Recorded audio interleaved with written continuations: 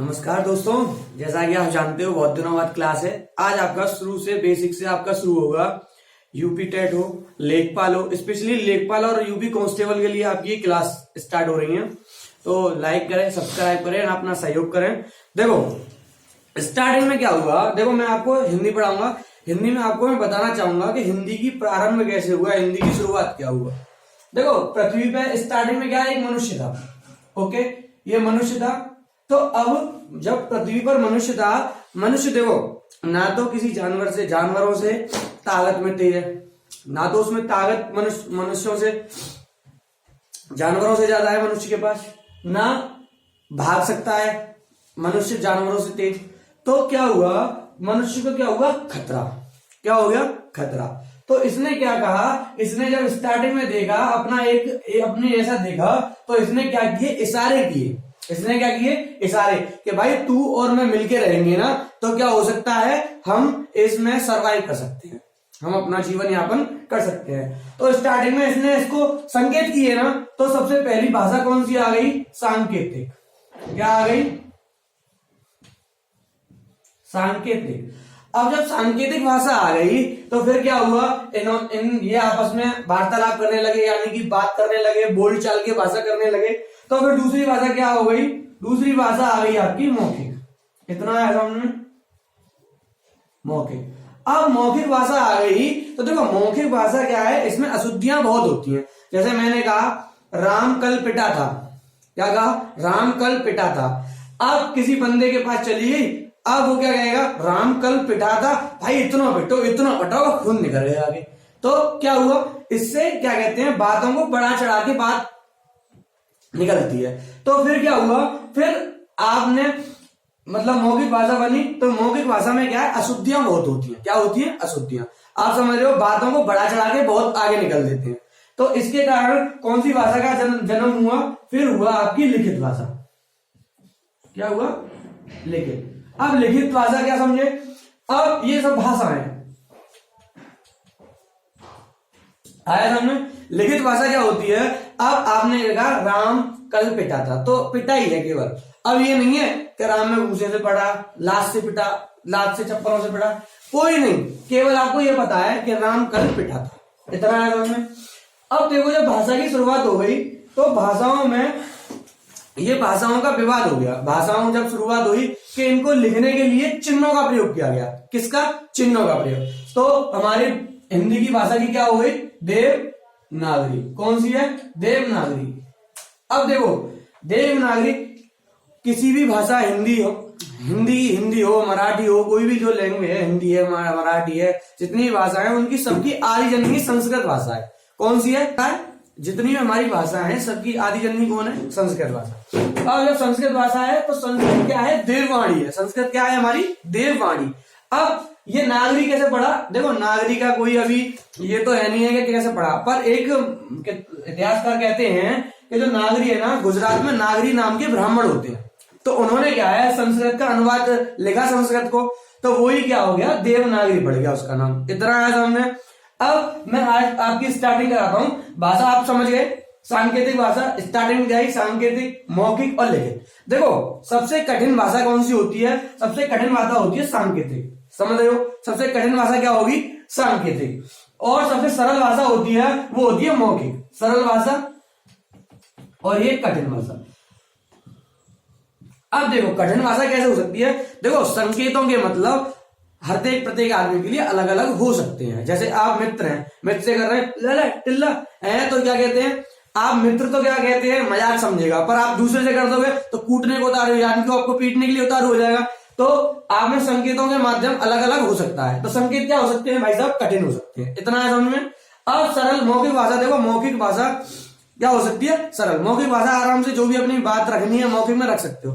देखो लिखित, लिखित क्या कहते हैं, ये सरल भी हो सकती है और कठिन भी हो सकती है। लिखित भाषा सरल कैसे हो सकती है, अगर जैसे किसी को हिंदी आती है, तो मैंने यहाँ लिखा है देवनागरी, तो वो पढ़ लेगा तो सरल हो गई इसके लिए। पर किसी मुस्लिम व्यक्ति से या फिर और कोई हो जिसको हिंदी नहीं आती हो, मैं देवनागरी लिखा, वो कह रहा क्या लिखा है, नहीं समझ, उसके लिए कठिन हो गई। तो यही बात आपको समझानी थी। तो आप समझे सांकेतिक, मौखिक, लिखित, इतना समझ में आ गया। अच्छा अब आपकी स्टार्टिंग करते हैं क्लास।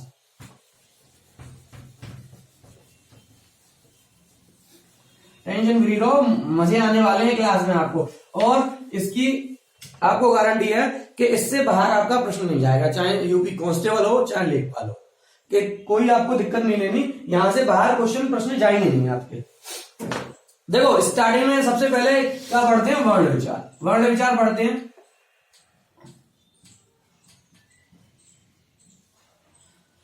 देखो वर्ण विचार होता क्या है, वर्ण और विचार, वर्ण और विचार। वर्ण क्या होता है, भाषा की सबसे छोटी इकाई होती है। वर्ण, वर्ण क्या होती है, भाषा की सबसे छोटी इकाई, भाषा की सबसे छोटी इकाई। अब देखो छोटी इकाई, अगर आप मौखिक रूप से पूछते हो, अगर मौखिक पूछोगे, मौखिक, तो वो क्या हो जाएगी, ध्वनि। इतना आएगा हमने। जैसे मैंने बोला का, मैं बोल रहा हूं ना, केवल मैं आप इसका केवल उच्चारण कर रहा हूं ना, तो ये हो गई ध्वनि। पर जैसे ही मैंने का लिख दिया, वो क्या हो गया, वो हो गया वर्ण। इतना आया समझ में। अगर मौखिक अगर भाषा की सबसे छोटी इकाई मौखिक इकाई पूछी जाए तो होगा ध्वनि, अगर लिखित इकाई पूछा जाए तो क्या होगा, वर्ण। इतना आया समझ में। अब सबसे पहले वर्ण और भाषा की बात करते हैं। देखो एक कभी कभी दिक्कत आ जाती है वर्ण और आपका अक्षर में, वर्ण और अक्षर। देखो सामान्यतः वर्ण और अक्षर एक ही माने जाते हैं, पर इनमें बेसिक डिफरेंस क्या है। अक्षर का मतलब होता है संयुक्त ध्वनियां, अक्षर का मतलब क्या होता है, संयुक्त ध्वनियां। और वर्ण क्या है, एक वर्ण। जैसे मैंने लिखा कमल, तो देखो का प्लस अ, तो ये का है ना, ये आपके वर्ण है। इतना है समझ में। पर जैसे ही मैंने इन दोनों को मिला दिया तो का बोला ना, का, तो ये आपका अक्षर हो गया। इतना है समझ में। वर्ण क्या है, वर्ण क्या है, जिस यानी कि स्वर रहित, वो क्या हो गया, व्यंजन। स्वर रहित क्या हो गया, वो हो गया वर्ण। पर जैसे ही मैं का में आ जोड़ देता हूं तो अब का बन जाएगा, तो ये क्या हो जाएगा, अक्षर। इतना आया समझ में। ये बेसिक डिफरेंस होता है, आया समझ में। अब देखो ये वर्ण विचार की बात करते हैं। अब वर्ण विचार में आपने क्या पढ़ा, भाषा की सबसे छोटी इकाई क्या होगी, वर्ण। अगर मौखिक की पूछता है तो क्या होगी भाई साहब, मौखिक में होगी ध्वनि। इतना आया समझ में।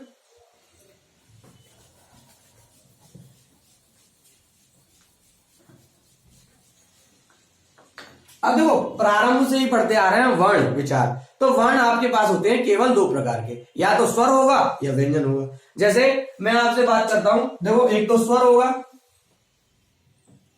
या आपका व्यंजन होगा, दो ही तो होंगे। अब स्वर का मतलब क्या हो गया, स्वर का मतलब मान लो स्वतंत्र।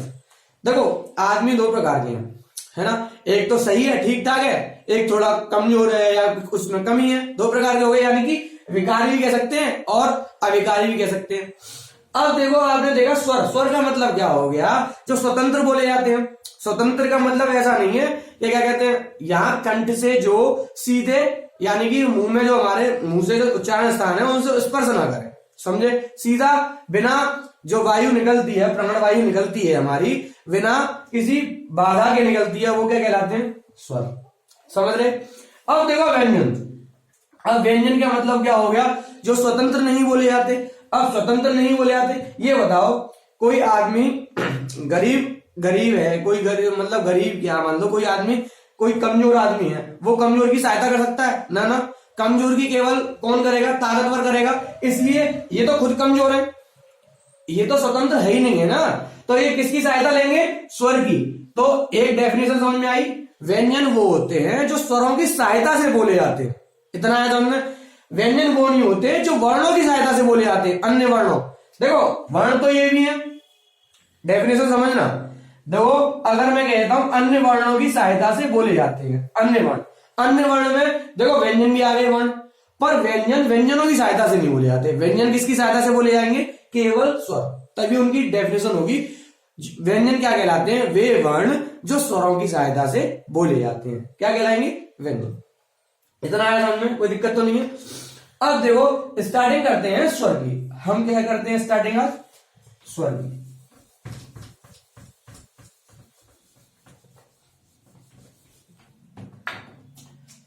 देखो स्वर, अब देखो स्वर पढ़े तो देखो स्टार्टिंग में क्या करते हैं, स्वर के मुख्य वेग कितने मुख्य वेग है, जैसे हम बोलते हैं ना, तो किसी में प्राणवायु कम लगती है, किसी में ज्यादा लगती है, तो इसके आधार पर उच्चारण के स्थान, उच्चारण या मात्रा के आधार पर, मात्रा के आधार पर, मात्रा का मतलब क्या होता है, समय, क्या होता है, समय। तो इसके कितने वेद हुए, 3 वेद होते हैं। पहला तो ह्रस्व स्वर, दूसरा दीर्घ, तीसरा प्लुत। ये फास्ट रिवीजन है, आपका टेंशन फ्री रहो, सब सीखोगे, सब बढ़िया तरह। देखो ह्रस्व स्वर का मतलब क्या होता है, ह्रस्व स्वर का मतलब होता है वे वर्ण जिनको उच्चारण करने में या जिनको बोलने में कम समय लगे या एक मात्रा का समय लगे, कम समय लगे या एक मात्रा का समय लगे। आप देखो इनको कम समय लग रहा है ना, कम, तो देखो कम का मतलब क्या होता है, कम का मतलब होता है लघु, लघु होता है। तो इसको क्या कह सकते हो, ह्रस्व स्वर को क्या कह सकते हो, लघु स्वर भी कह सकते हो आप। इतना आया समझ में, ये नाम ऐसे तो बनते हैं, लघु स्वर कह दिया। अब देखो जब कम समय लग रहा है और एक मात्रा का समय लग रहा है, तो इसको क्या कह सकते हैं, एक मात्रिक, एक मात्रिक। इतना समझ में आया। अभी होते कितने हैं, ये 4 होते हैं, केवल कितने होते हैं, 4। अभी कौन कौन से होते हैं, अ, ई, उ और री। अब देखो किसी भी, जैसे पौधा हो, पौधे का जन्म होता है बीज से, तो पौधे को जो स्थिर रखता है वो क्या रहता है, वो उसकी जड़ रहती है। अब जो हमारे वर्णमाला जो स्वर बने हैं ना, तो ये क्या है, एक तरह के इनके उत्पादक हैं, इनसे ही सबका जन्म हुआ, इनसे ही जो आगे वाले हैं ना उनका जन्म हुआ। तो ये क्या हो गए, मूल, यानी कि जड़ को क्या कहते हैं आप संस्कृत में, मूल कहते हैं। क्या कहेंगे, मूल। तो इन्हीं का नाम क्या पड़ गया, एक मूल स्वर। इतना आया समझ में। इसके कितने नाम पड़ गए, देखो इसको ह्रस्व स्वर भी कह सकते हैं, लघु स्वर भी कह सकते हैं, एक मात्रिक स्वर भी कह सकते हैं और मूल स्वर भी कह सकते हैं। इतना दिक्कत, कोई तो दिक्कत नहीं। देखो ये आ गया समझ में। अब देखो मैं आपको दीर्घ स्वर की बात करते हैं। देखो दीर्घ का मतलब क्या हो गया, ह्रस्व स्वर से दुगना समय लगे, वे स्वर जिनका उच्चारण करने में ह्रस्व स्वर से भी दुगना समय लगे। तो वो जब दुगना समय लग रहा है तो दीर्घ हो गया, समझ रहे हो। अब लघु का विलोम क्या होता है, लघु का विलोम होता है गुरु, लघु का विलोम क्या होता है, गुरु। तो दीर्घ स्वर को क्या कह सकते हो आप, गुरु स्वर। अब तीसरा क्या हो सकता है, देखो इसमें ह्रस्व स्वर में एक मात्रिक था, तो डबल लगेगा तो इसमें द्विमात्रिक हो गया, तो क्या हो गया, द्विमात्रिक, द्विमात्रिक हो गया। अब देखो जैसे मैंने ह्रस्व स्वर मिलाया अ प्लस अ, ये मिलके बड़ा आ हो गया, तो देखो ये ह्रस्व स्वर हो गया, ये ह्रस्व स्वर हो गया, दोनों मिले ना तो ये संयुक्त बन गया ना। तो संयुक्त, इनको क्या कह सकते हो आप, संयुक्त स्वर भी कह सकते हो। क्या कह सकते हो, संयुक्त स्वर। अब देखो इसमें इसका मिश्रण भी हो गया ना, इन दोनों को मिलके आ बनाना, तो इसको मिश्र स्वर भी कह सकते हैं। क्या कह सकते हैं, मिश्र स्वर और संधि स्वर। तो इसके दीर्घ स्वर के कितने नाम हो गए, दीर्घ स्वर, गुरु स्वर, द्विमात्रिक स्वर, संयुक्त स्वर और संधि स्वर और मिश्र स्वर। इतना आया समझ में। अब इनकी संख्या कितनी होती है, इनकी संख्या होती है 7। कितनी होती है, 7। जैसे सबके दीर्घ जो ह्रस्व स्वर थे ना उनके दीर्घ अ, ई, उ है ना, ए, ओ,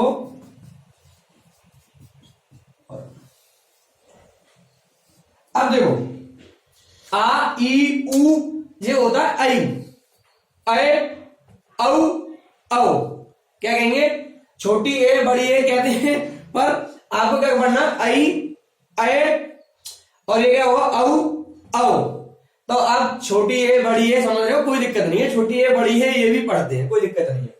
तो बड़ा, बड़ी, बड़ी, बड़ाऊ, छोटी ए बड़ी है, बड़ा, छोटा हो और बड़ा हो, ये 7 कितने हो गए आपके, ये आपके हो गए दीर्घ स्वर। इतना है में कोई दिक्कत तो नहीं है आपको। अब देखो दीर्घ स्वर में आप कभी कभी प्रश्न में क्या पूछ लेता है, प्रश्न में पूछता है आपसे कि ये बताइए कि जो ए है ना वो कैसे बनता है, ए और जो बड़ी ये कैसे बनेगी, और एक ओ कैसे बनेगा। तो इनका याद आपको इंपॉर्टेंट करके क्या लिखना है, देखो ए है ना, ये कब बनेगी, अ प्लस ई, इतना है समझ में, अ प्लस ई, तो क्या बनेगा, अरे। तो ये क्या हो गया, अ प्लस ए, ये अ प्लस ए, इतना है समझ में। अब ओ कैसे बनेगा, अ प्लस उ। अब देखो क्या होता है, आ प्लस उ, ये जरूरी ना छोटा हो, आप इसकी जगह क्या कर सकते हो, बड़ा भी कर सकते हो, और ये भी छोटा आ जरूरी नहीं है, ये बड़ा आ भी हो सकता है। ऐसे ही यहां बड़ा आ भी हो सकता है, और यहां बड़ी ई भी हो सकता है, पर बनेगा ए, इतना है समझ में, कोई भी हो बनेगा ए। अब ऐसे ही यहां आ हो या बड़ा आ हो, इतना है समझ में, समझ गए, कोई दिक्कत तो नहीं है। जो बड़ी ओ बनेगी वो कैसे बनेगी, आ हो या बड़ा आ प्लस ओ, तो ये क्या हो गया, इतना आगे समझ में, कोई दिक्कत तो नहीं है। ये आपके हो गए दीर्घ गुरु द्विमात्रिक संयुक्त स्वर, इतना आया समझ में। अब देखो, अब प्लुत की बात करते हैं हम, प्लुत की। देखो प्लुत सामान्यतः हिंदी में प्रयोग नहीं होते हैं, है ना, केवल एक ही वर्ण है जो प्रयोग होता है, इसका मतलब होता है ओम। जैसे क्या करते हो आप, ओम। देखो प्लुत का मतलब क्या है, दीर्घ स्वर से भी दुगना समय लगे, यानी कि 3 मात्रा का समय लगे, त्रिमात्रिक भी कह सकते हैं। अब जैसे मैंने कहा ओम, ओम, तो इसका मतलब देखो 2 तरह का होता है, एक तो ओम हो गया ओम, एक हो गया ओम। ओम का मतलब क्या हो गया, जैसे मैंने कहा ओम तो बस बात खत्म, पर जैसे ओम यानी कि ओ को खींच रहा हूं ना मैं लंबा, तो ये हो गया प्लुत, इतना है समझ में। अब प्लुत का सारांश भाषा क्या होती है, प्लुत का अर्थ होता है किसी भी चीज को खींचना, किसी भी शब्द को खींचना। जैसे आपने देखा होगा ये ज्यादातर पुकारने के लिए यूज होते हैं, किसके लिए, पुकारने के। जैसे गांव में देखा होगा बहुत दूर व्यक्ति कभी खड़ा है, अब कोई दूर व्यक्ति खड़ा है तो उसको पुकारने के लिए जो शब्दों का प्रयोग होगा ना वो अपने आप प्लुत बन जाता है, क्योंकि आप जोर लगाओगे। जैसे आप सपोज करो किसी का नाम है क्या कहते हैं, रमेश कह दो, सुरेश कह दो, है ना, तो उसको क्या कहोगे, रमेशा, यानी कि आप खींच रहे हो ना उसको, तो वो क्या बन गया, प्लुत, इतना है समझ में। पुकारने में किसका प्रयोग होगा, प्लुत में, पुकारने में किसका प्रयोग होगा, प्लुत में, इतना है समझ में। अब देखो ये स्वर के मात्रा, ये क्या हो गया, उच्चारण या मात्रा के आधार पर हो गए। अब देखो आपको पता है कि हमारी जो जीवा होती है ना, देखो जिह्वा ऐसी बनी थी, भाई ड्राइंग कार तो है नहीं हो, है ना, तो जीवा ऐसी होती है, आपने साइंस में बायोलॉजी में पढ़ी होगी। तो जीवा में 3 पार्ट होते हैं, 1, 2 और पीछे वाला। अब देखो 3 पार्ट होते हैं ना जीवा के, तो देखो ये वाला क्या हो गया, आगे वाला तो अग्र हो गया, ये मध्य यानी कि बीच वाला, और ये आपका पश्च हो गया, इतना है समझ में। तो जीव्या के आधार पर कितने कर दिए, जीव्या के आधार पर स्वर के भेद कितने कर दिए, फिर 3, जीव्या के आधार पर, इतना है समझ में। अब जीव्या के आधार पर कितने कर दिए भाई साहब, 3 कर दिए। इनकी ट्रिक है, टेंशन फ्री रहो, अग्र, पश्च और मध्य, कुछ नहीं करना है आपको, आपको याद करना है उमा के पीछे आओ, उमा के पीछे आओ, क्या करना है, उमा के पीछे आओ। तो इसका मतलब क्या हो गया, उमा यानी कि ऊ और बड़ा ऊ, इतना है समझ में। आ का मतलब केवल अ, दीर्घ वाला, और ओ का मतलब ओ और बड़ी ओ, ये 5 लेटर हो गए। उमा के पीछे आओ, इतना है समझ में, 5 लेटर हो गए। पीछे का मतलब हो गया पश्च, तो ये पांचों कहां चले आएंगे, पश्च में, इतना है समझ में। आपको क्या करना है, उमा के पीछे आओ, आगे समझ में। अब क्या करना है, तो देखो आपने समझा, आ उमा के पीछे आओ, तो आओ में कौन कौन से हो गए, उ, आ और ओ और औ, तो ये आपके क्या हो गए, पश्च स्वर, इतना है समझ में। ऐसे ही मध्य में केवल आएगा आ, केवल छोटा आ, आया समझ में। अब देखो इसको समझने की क्या ट्रिक है, अग्रीय ले लो, अग्रीय, अग्रीय, अग्रीय, क्या कर लो, अग्रीय, यानी कि इसमें देखो अग्र प्लस ई और ए है ना, तो इसमें क्या हो गया, बड़ी ए और बड़ी ई, ये क्या हो गए, अग्रीय। इतना है समझ में। तो इसमें भी क्या लेटर हो गए, 5 लेटर। आ नहीं होगा, केवल ई, बड़ी ई और आपको ए और बड़ी ए और आपका री, इतना है समझ में। अब शुरू से समझो, जीविका के आधार पर कितने, मैंने जीव को कितने भागों में बांट दिया, 3 में, अग्र में, मध्य में और पश्चिम में, इतना है समझ में, अग्र मध्य पश्चिम। तो मैंने पश्चिम का, यानी कि इसका मतलब क्या हो गया, जब जीविका आपकी पश्चिम भाग से टकराती है, यानी कि ऊपर वाले पश्चिम से टकराती है ना, पश्चिम से बोला जाता है कोई शब्द, तो वो होगा पश्चिम, मध्य से बोला जाएगा तो वो मध्य, अग्र से, अग्रभाग से बोला जाएगा तो वो अग्र। जैसे आपने ई, तो देखो अग्र आपका आगे वाला उठ रहा है ना भाग, तो इसलिए क्या हो गया, ये अग्र। अब इनकी ट्रिक देखो, ऐसे तो उच्चारण जब करोगे ना, उच्चारण में पता नहीं पड़ता है कि कौन सा किससे बोला जाता है, पर इनका जब शुद्ध उच्चारण करोगे ना, तब इनका निकल के आता है कि पश्चिम से, मध्य से, अग्र से, इतना है समझ में। अब मैंने क्या बताया, पश्चिम में आपको एक ट्रिक बता दी, उमा के पीछे आओ। क्या हो गया, उमा के पीछे आओ, तो उमा से क्या हो गया, ऊ का मतलब ऊ, और पीछे का मतलब हो गया पश्चिम, और आ और ओ, यानी कि बड़ा आ और छोटा ओ और बड़ा ओ, इतना आ गया समझ में। अब मैंने मध्य में केवल आ बताया, और जो रिमाइंडर जो भी कुछ जितने भी बचे, आपको पता है 11 स्वर होते हैं, तो जो भी आपके स्वर बचे वो आपके आगे अग्र में, इतना है समझ में। अब देखो, अब हम चर्चा करते हैं किसकी, देखो मुखाकृति के आधार पर एक चीज होती है, मुखाकृति, जो हमारा मुख होता है ना, उसकी आकृति के आधार पर, एक होता है ओष्ठाकृति, एक होता है मुखाकृति, है ना, इसको तालव्य भी कह सकते हो आप। चलो सही है, जो आपका आगे बचा वो मैं आपकी अगली क्लास में लूंगा, तो इसको प्यार दो, सब्सक्राइब करो, लाइक करो, आपका सहयोग की आवश्यकता है। टेंशन फ्री लो, लेखपाल बना के जोड़ेंगे, कांस्टेबल बना के जोड़ेंगे, टेंशन फ्री लो, हमसे जुड़े, और धन्यवाद।